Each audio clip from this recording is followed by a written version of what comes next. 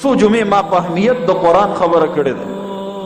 شاید چې زړونو کې څه ناڅه اهمیت راغلی د قرآن. اوس خبره شروع ده په اهمیت د مونځ باندې.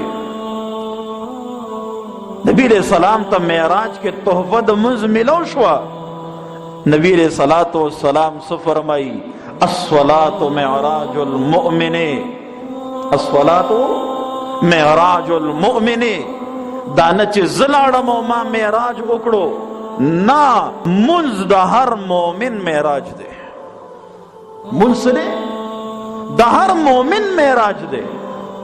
الله داسې تحفه نبی علیہ السلام له ورکړې ده چې ستا امت تر قیامته مونځ کوي، نو ستا د معراج دا خبره به څه کېږي؟ را تازه کېږي به، دا به چرم نه زړېږي. راشه د نبی علیہ السلام خوښه وګوره. نبی علیہ السلام فرمایي حبب الی من الدنیا بثلاث. ای زما صحابی، ما ته په دې دنیا کې درې شیزونه ډېر پسند دي. ما ته څو شیزونه پسند دي؟ درې شیزونه. یو خوشبویي راته پسند ده، دویم نیک عمل او صالح ښځه راته پسند ده، او دریم وقرة عینی بالصلاة. زما د سترګو یخوالی هغه څه شی دی؟ هغه مونځ دی. مونځ مونږ چا ته پرېښی؟ عاجز او فقیر سړي ته مونږ مونځ پرېښی. جومات به دی آبادی که نه، مونږ به دکه ځای نه آبادو. په ملک به رحم ولې نه کوي؟ نبی علیہ الصلوۃ والسلام فرمائی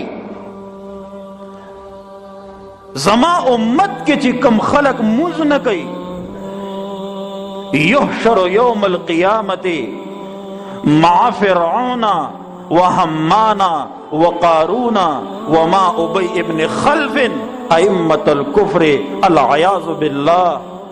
نبی علیہ السلام فرمائی کدے ہر څومره اوچت او مالدار او سرمایه‌دار ولې نه دی، خو چې د کلمه د لا اله الا الله محمد رسول الله ویلې ده، خو چې دی بیا مونځ نه کوي.